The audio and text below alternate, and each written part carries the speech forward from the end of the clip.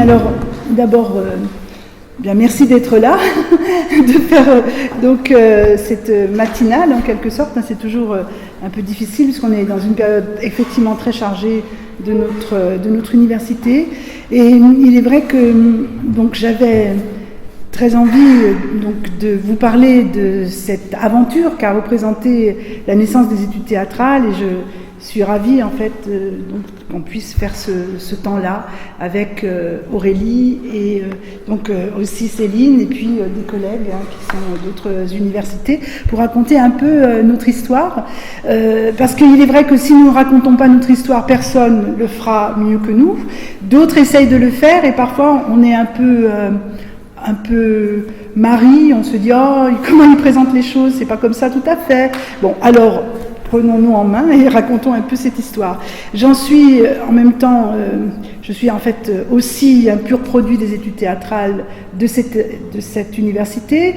Plus l'échéance avance finalement du déménagement à Nation, plus je me dis, c'est quand même quelque chose d'important, enfin, ne serait-ce que l'odeur des croque-monsieur, les amphis, toutes sortes de choses ici que j'ai vécues quand j'étais étudiante en licence, puis en DEA, puis donc je fais le doctorat, etc. Mais c'est surtout la période de la licence, et moi c'était les années 80. Donc je ne vais pas vous parler que des années 80, je vais démarrer en fait sur l'origine, mais c'est vrai qu'en repensant à tout cela, il s'est passé des choses dans les années 80 aussi tout à fait déterminantes, et j'en parlerai un petit peu si on a le temps, parce que on démarre un peu tard, et j'espère que ça va le faire. Enfin voilà, on va voir.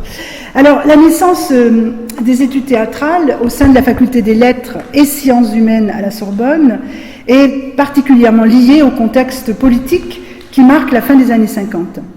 Et en particulier, les nouveaux enjeux esthétiques, culturels et socio-économiques qui vont gagner la scène théâtrale à l'époque. Il y a d'un côté la découverte de Brecht, on se situe dans les années 50 tout de suite après-guerre, découverte de Brecht, la naissance du théâtre de l'absurde, la décentralisation, et puis le théâtre national populaire de Villars, les mouvements politiques de la décolonisation. Et ceux qui me connaissent savent évidemment que je travaille sur ces enjeux-là, sur la question notamment de l'Afrique. Vous allez voir que souvent on minimise l'enjeu qu'a représenté l'action décoloniale, comme on dirait aujourd'hui. C'est pas le terme qu'on utilisait à l'époque. Ça a été important, même dans l'histoire, effectivement, des études théâtrales et la naissance de cette discipline. Alors, il faut bien voir aussi que c'est une question géographique, c'est pas qu'une question historique, puisque la constitution de cette discipline nouvelle va prendre le nom, justement, d'études théâtrales en Sorbonne, et elle est liée à l'ébullition que connaît le théâtre à l'époque dans le quartier latin.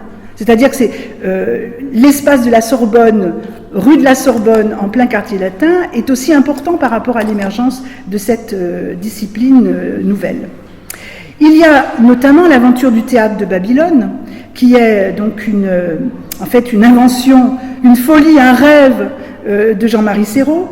Il crée une espèce de théâtre de Babel pour faire découvrir justement Brecht, mais il va travailler déjà avec des artistes également issus des colonies, comme on disait à l'époque.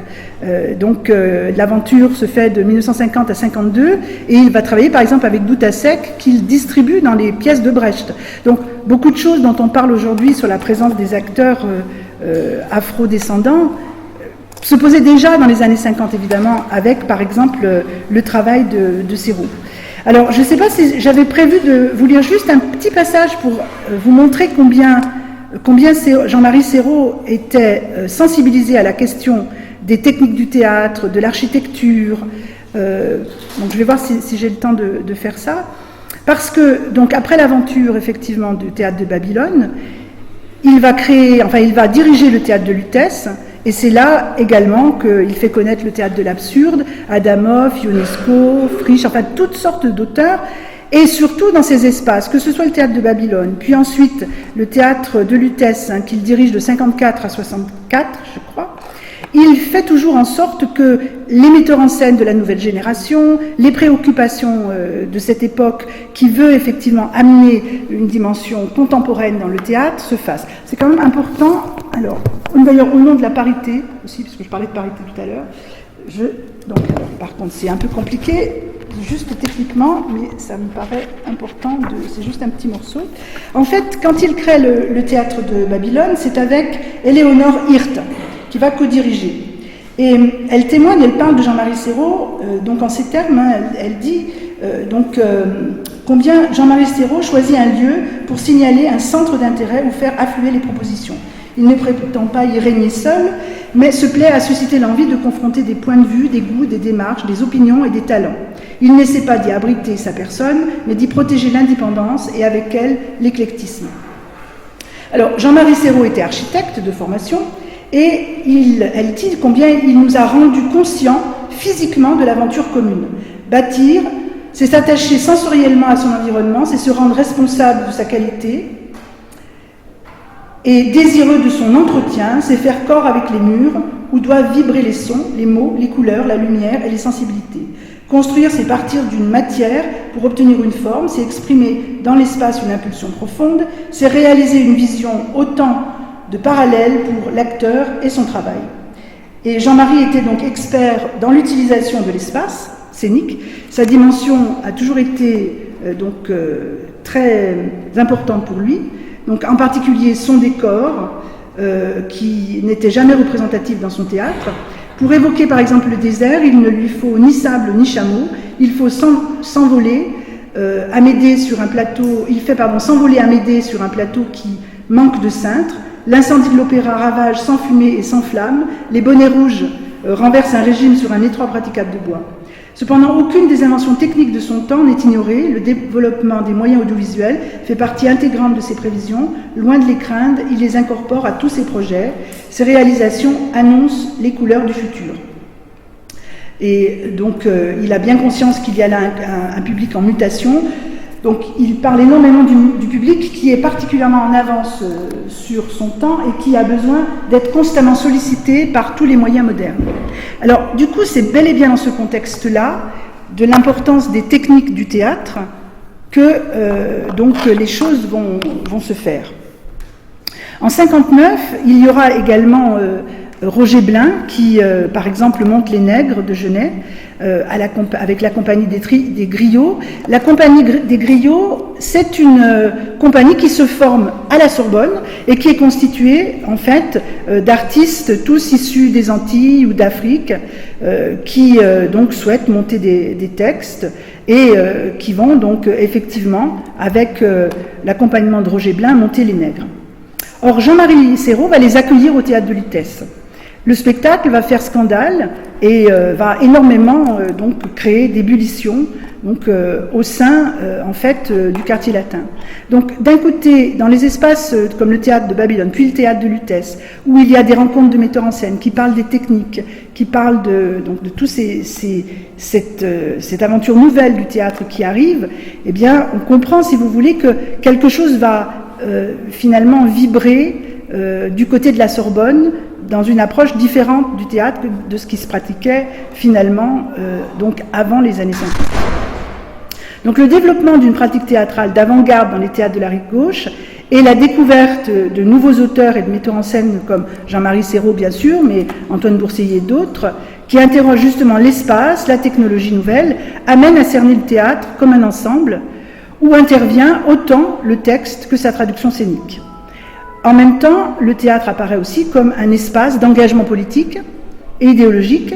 Donc c'est l'exemple bien sûr des Nègres, mais aussi du théâtre dit de l'absurde ou du nouveau théâtre.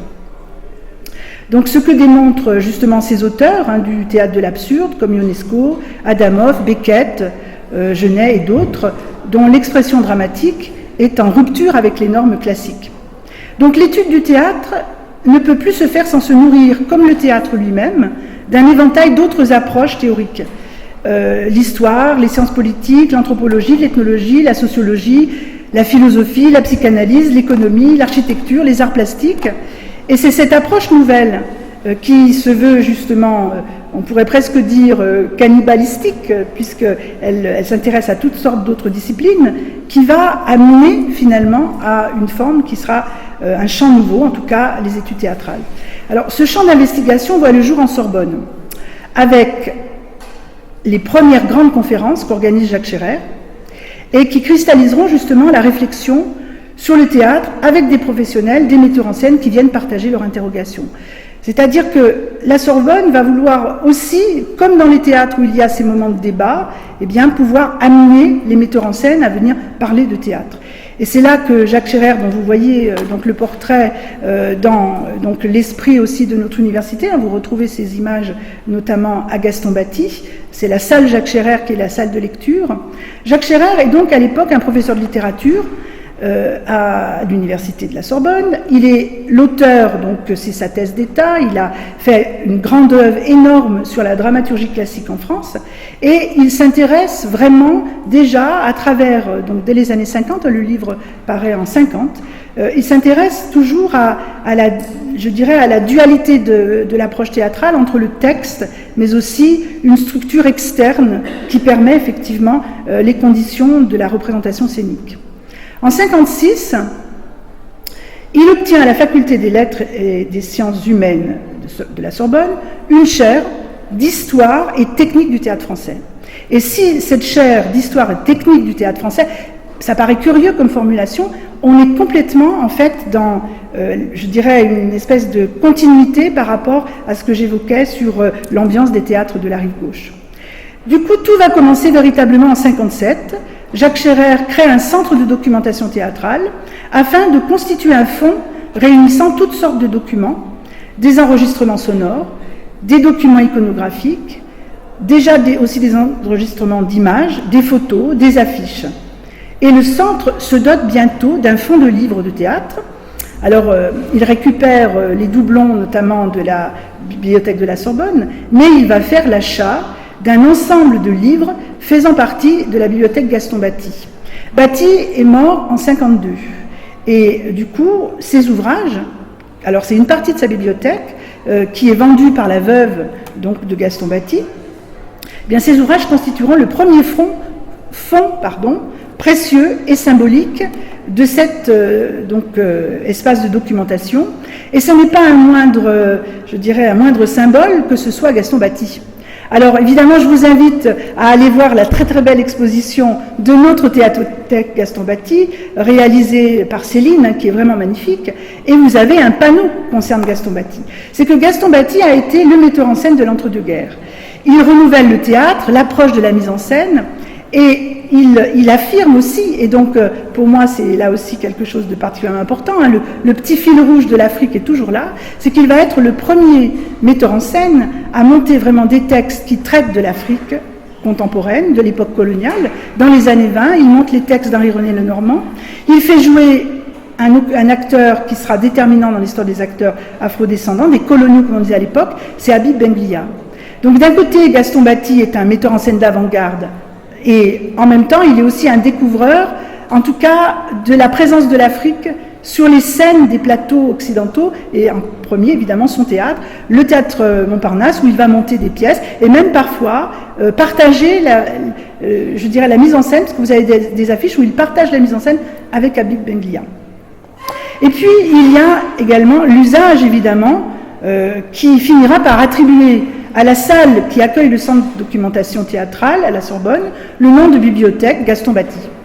C'est-à-dire que c'est l'usage qui va faire cela, tandis que Jacques Scherrer, lui, organise les premières expositions de photos, de représentations dans ce lieu, qui n'est donc pas du tout abordé comme un lieu qui se voudrait simplement un lieu qui recueille des livres, mais bien avec toutes sortes d'autres matériaux, et c'est aussi ce qu'on peut voir de manière magistrale dans l'exposition qui a lieu actuellement dans la salle donc Jacques Scherrer de la bibliothèque Gaston-Bâty de la Théâtrothèque.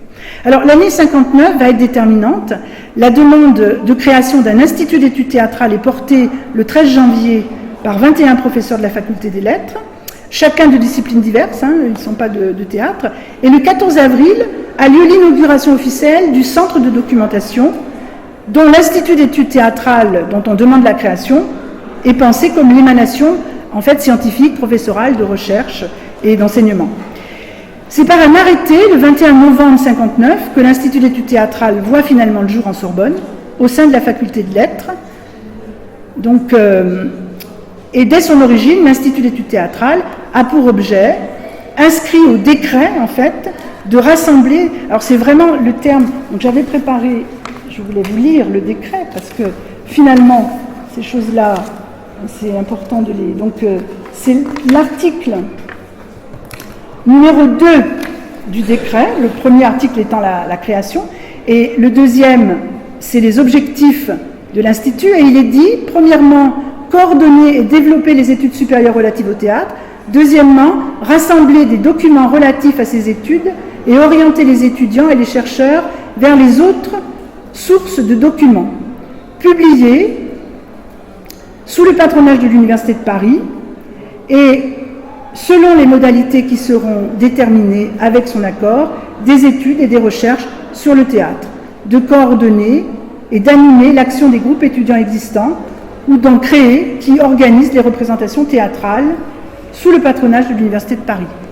C'est les objectifs donc, de l'Institut d'études théâtrales. Donc, vous voyez combien les choses sont en fait tricotées, associées entre le centre de documentation qui prend ce nom de Gaston Batty et effectivement l'Institut d'études théâtrales. Donc le centre de documentation est constitutif de l'Institut et Jacques Scherrer en sera d'abord le directeur, tandis que Raymond Lebègue sera le premier directeur de l'Institut. Et c'est Colette Scherrer qui prendra ensuite la direction du centre de documentation, à la suite effectivement de Jacques Scherrer, quand celui-ci prendra la direction de l'Institut. Et donc je signale à la noble assemblée que Colette nous fait le plaisir d'être des nôtres aujourd'hui, et cela est très intimidant pour moi. Voilà. Alors, Colette va enrichir les collections, parce que effectivement il y a la nécessité d'avoir une vraie bibliothécaire, en tout cas quelqu'un qui soit donc un ingénieur de recherche susceptible de faire ce travail particulier qui est celui des collections, de la protection des documents, d'aller chercher aussi ces documents. Et il y a une chose assez amusante qui serait, alors je ne vais peut-être pas tout lire, mais juste donner le début. C'est en fait en 67, Jacques Scherrer, non, c'est pas en 67, c'est autour des années 60, mais il fait un petit rapport sur les activités du centre de documentation. Ce sont des documents qui sont à la théâtrothèque. En 1957, la faculté décidait l'acquisition de la bibliothèque de Gaston Batty, dont j'envisageais de faire le noyau d'un centre d'études théâtrales. Cette bibliothèque, installée en septembre 58 dans le local qu'elle occupe encore au premier étage de l'escalier C, prit à juste titre le nom de Centre de documentation théâtrale. En effet, aux 5000 volumes de la bibliothèque, qui s'est accrue depuis d'environ 2000 volumes, d'autres documents sont peu à peu venus s'ajouter, documents iconographiques sous forme de diapositives, environ 2500, la lumière n'est pas très bonne pour moi, ou de photographies, environ 1700, documents sonores sur disque 180, ou bandes magnétiques environ 80 heures. D'autre part, une bibliographie sur fiche que je réunissais depuis quelques années trouvait place au centre, augmentée par le recensement systématique des publications nouvelles et la mention des cotes des principales bibliothèques théâtrales de Paris, contribuant à l'orientation des usagers vers d'autres sources de documents. Et il y a donc 2 pages de descriptif, donc je ne vais pas vous lire, mais bon, si vous comptez faire des recherches sur ces questions-là, c'est important. Un recensement donc, de tout ce qui est dans ces centres de documentation, et il s'agit surtout de défendre le recrutement de la personne qui deviendra la directrice donc, de ce centre de documentation, et en l'occurrence Colette. Voilà, c'est comment. Alors c'est vraiment c'est une belle démonstration qui peut être à l'usage aussi de la défense actuelle, je dirais, de la théâtrothèque. Donc cette année 59, elle va être aussi l'année de la création du ministère des Affaires culturelles, et c'est dans ce contexte évidemment de valorisation de l'enseignement des arts que naît l'Institut d'études théâtrales et bientôt évidemment son pouvoir de diplomation. Alors oui, j'avais préparé une petite image, j'ai plus suivi. Donc ça c'est Gaston Batty, c'est l'image de Gaston Batty, mais vous avez donc à la théâtrothèque beaucoup de choses. Donc ça c'est quand il était au théâtre Montparnasse, et il s'intéressait aussi aux marionnettes.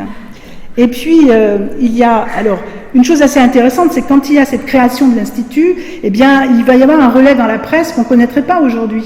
d'abord Combat va annoncer la création de l'Institut théâtral et du coup l'importance de la présence du théâtre à la Sorbonne.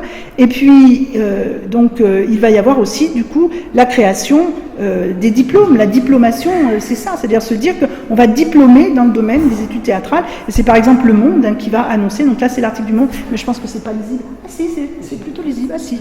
Ah ben c'est pas mal, je pensais que ça serait pas lisible. Donc l'Institut s'organise dès sa création autour d'enseignements qui abordent à la fois l'histoire et l'esthétique du théâtre, avec des cycles de cours remontant au théâtre antique. Alors là, je ne sais pas si... Non, là, on ne peut pas lire, malheureusement, mais ça remonte au théâtre antique, ça analyse le théâtre moderne, l'histoire de la mise en scène, et donc c'est vrai, ces premiers cours donc, de 61, donc là, c'est l'annonce des cours de 61, on a, par exemple, des cours sur le théâtre norvégien, sur le théâtre roumain, sur le théâtre grec contemporain.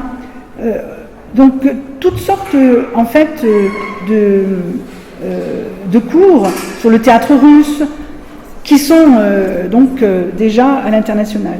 Effectivement, dès la mise en place, Jacques Scherrer lance des cycles de conférences donnés également par des professionnels, des metteurs en scène en exercice, qui feront la réputation des études théâtrales en Sorbonne, attirant les artistes et les amateurs. Et à tel point que la presse en parle. Par exemple, donc là je ne sais pas si vous pouvez lire, ah ben si voilà, on voit parmi les étudiants, on voit parfois Jean Villard, directeur du TNP, Julien, directeur, je ne sais plus le prénom, général du Théâtre des Nations, Sacha Pitoef, Antoine Bourseiller, Pierre-Aimé Touchard, administrateur honoraire de la Comédie Française. Et à leur tour, après, ils donnent justement des conférences.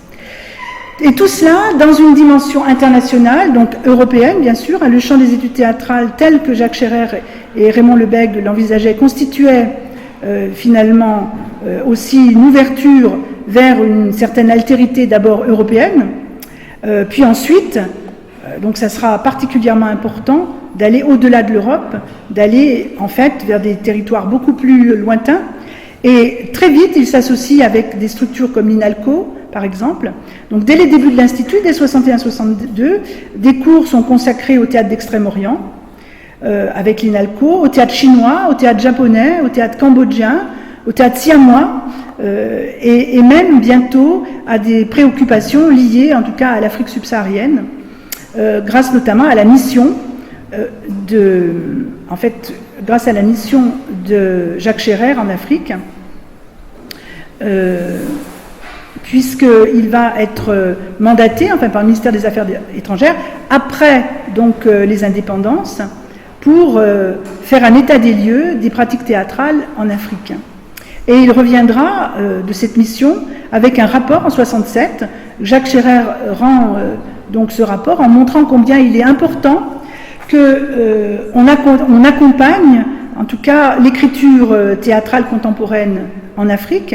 Il préconise un soutien et il va donc participer à la création, avec le soutien notamment de Radio France Internationale, d'un grand concours inter-africain qui va susciter effectivement beaucoup d'écriture dramatique et surtout, vu sa fonction, il va déposer à la Théâtrothèque, ce qui s'appelle à l'époque Bibliothèque Gaston Batty, il dépose donc les pièces qui seront lauréates et donc et beaucoup de choses liées donc à ces moments importants qui marquent là aussi l'aventure donc des théâtres d'Afrique dans cette période, avec Françoise Ligier qui elle donc est à Radio France Internationale, Jacques Chevrier qui est en littérature comparée, qui participe donc à ces moments. Donc c'est le début de finalement ce qui deviendra un fonds africain à la bibliothèque Gaston Batty et que nous souhaitons aujourd'hui définir comme le fonds Jacques Scherrer, qui sera donc le fonds en fait du théâtre africain, pour le dire vite, à Batty. Alors c'est une dimension qui m'est chère parce que moi je suis arrivée effectivement dans les années 80 et j'ai découvert après toute cette aventure de Batty, cette question du théâtre interafricain, le concours interafricain, et la façon dont Batty avait aussi introduit finalement sur les scènes africaines, sur les scènes européennes, l'Afrique, et en particulier au théâtre de l'Odéon. avec O'Neill, et O'Neill, auteur américain, qui est étudié dans les premiers cours également, du coup, de l'Institut d'études théâtrales. Alors, les études théâtrales commencent à affirmer une nécessité qui est de se confronter à toutes les dimensions du fait théâtral, à en conserver les traces, et c'est ce qui fera naître justement cette idée d'une théâtrothèque, des photos, les sons, les vidéos, de concilier aussi, ça c'est important, la théorie et la pratique au sein même de la pédagogie et de la recherche. C'est un principe essentiel qui allait conduire justement au recrutement d'enseignants-chercheurs qui seront en prise avec la pratique du côté du public, donc par exemple le travail critique, l'analyse, la transmission, mais aussi, d'où aussi le travail sur les revues aujourd'hui, qui va être très très important dans l'histoire de la création de l'Institut théâtral et de la discipline études théâtrales, et puis également du côté du plateau avec le travail des dramaturges également. Le développement de partenariats avec les écoles de pratique va être aussi particulièrement important. Le fait de développer des enseignements qui seront aussi en étroite collaboration avec la programmation des théâtres parisiens et donc la réalité du paysage dramatique. Les études théâtrales construisent ainsi un mode d'approche qui est particulièrement différent des pratiques d'enseignement et de théorisation qui sont issues des études littéraires. Elle s'inventait finalement tout en se constituant, et la rencontre avec le structuralisme sera évidemment tout à fait déterminante pour la construction d'une théorie analytique de la scène et du plateau, cette fameuse, ce sport du regard que défendra Annie Bursfeld. Donc le lien avec les professionnels aura toujours été déterminant au cœur finalement de la naissance des études théâtrales.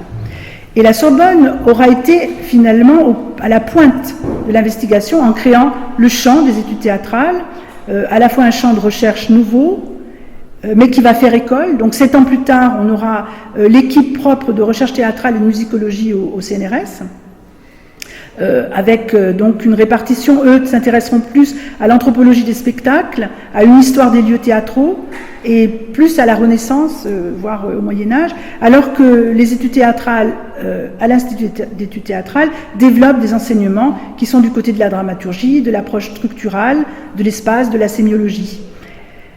Et en fait, donc la mise sur orbite vraiment des études théâtrales, c'est les années 60. Donc dans les années 60, on a l'arrivée de Bernard Dort, qui lui est critique de théâtre, qui est un amateur en fait, simplement critique de théâtre, et qui écrit dans Théâtre populaire, qu'il fait paraître de 53 à 64. Et du coup, il va être sollicité par Jacques Scherrer pour entrer à l'Institut d'études théâtrales en 63, où 2 postes donc sont donnés de maître assistant, et du coup Bernard Dort va quitter ses fonctions. Il était donc en fait un fonctionnaire de l'administration du ministère de la Santé publique, et il va donc se lancer dans des études théâtrales pour pouvoir effectivement obtenir les diplômes nécessaires, en tout cas en tant que maître assistant dans un premier temps. De l'autre côté, il va y avoir en fait Tissier. C'est Tissier qui sera recruté, donc qui lui est plutôt un historien du XVIIIe siècle. C'est André Tissier, historien du XVIIIe. Par ailleurs, ces enseignements vont porter sur l'esthétique des représentations, sur Brecht, donc ceux de Dort, sur Brecht, sur Büchner, sur Giorgio Strehler, et ça sera donc une première, En fait, ah oui, d'accord, je n'ai pas regardé au bon endroit. Donc ça, c'est Bernard Dort. Voilà. Oui, il faut que je vais finir. Oui, je vais finir, bien sûr.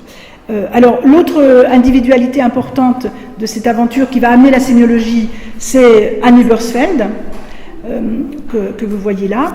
Et dans les années, dans ces années 60, à la fin des années 60, on a bien sûr les mouvements révolutionnaires et donc les fameux événements de 68 qui auront un impact bien sûr sur l'histoire des études théâtrales. D'abord parce que, donc bien sûr, déjà il y a eu ce déplacement en 68, la création de la Sorbonne Nouvelle n'a pas eu lieu, mais il y a eu ce déplacement en fait ici, donc en Sancier. Et très vite, il y a un accord, enfin, l'esprit de 68 va résonner avec la démarche pédagogique, je dirais, des études théâtrales ici à Censier, puisque l'objectif, c'est de créer vraiment un contrat avec les étudiants, de ne pas aller vers finalement des cours magistraux, de défendre absolument la question des TD, et puis des ateliers de pratique. Et dans les années 68, donc après la révolution de 68, dans les années 70, eh bien, se crée effectivement la Sorbonne Nouvelle, et l'UER d'études théâtrales, donc l'UER de l'Institut d'études théâtrales, sera le premier UER de donc la Sorbonne Nouvelle. C'est le 26e UER de l'Université de Paris, de la Sorbonne, enfin de l'Université de Paris, et dans la création de la Sorbonne Nouvelle, ça sera la première UER, unité d'enseignement et de recherche. Avec en plus donc cet objectif de faire de la pratique, des TD, et également donc de faire avec ce qu'on a, puisqu'il n'y avait pas du tout d'espace de pratique théâtrale. Ces espaces viendront après, donc au cours des années 70. Avec ensuite donc toutes sortes ça c'était des petits clins d'œil. Donc dans les années 80, vous avez des personnalités importantes qui seront beaucoup dans le débat. Dans les années 70, le débat a été recentré entre Bernard Dort et Annie Borsfeld. Mais dans les années 80, il y aura des pointures énormes qui vont défendre un état d'esprit, une façon d'aborder le théâtre, que ce soit Georges Banu ou Michel Corvin, que ce soit ensuite, un peu plus tardivement, mais Jean-Pierre Sarrazac également, ou Martine de Rougemont. Donc ces personnalités-là vont marquer les études théâtrales. Du coup, au moment de la restructuration de Censier, en 2010, on a commencé à s'interroger sur l'avenir de notre histoire. On a lancé du coup cette idée de vraiment mettre en avant le patrimoine que représentait Gaston Batty et de rappeler que ce n'est pas une bibliothèque, que c'est en fait une théâtrothèque. Donc en 2014, on a fait un événement, un empreinte, qui a été donc une façon de rappeler que finalement on a des traces de grands artistes, mais aussi de grands penseurs du théâtre qui ont construit cette discipline des études théâtrales, avec donc Dort et Hubersfeld emblématiquement, mais qu'il fallait défendre cette maison, d'où un petit symbole qui a marqué aussi tous les fonds de la théâtrothèque. Et voilà, on est sensible à la fois à l'idée de la recherche, mais aussi l'idée de la maison dans le petit logo que représente donc notre théâtrothèque. Donc j'ai coupé sur des choses d'histoire parce qu'il faut, on avait dit autour de 30 minutes, donc je pense que j'ai parlé 30 minutes. Bon, il y a plein d'autres choses à raconter. Il y aurait matière à faire une thèse, vraiment, là-dessus. Donc je lance l'appel des amateurs. Merci.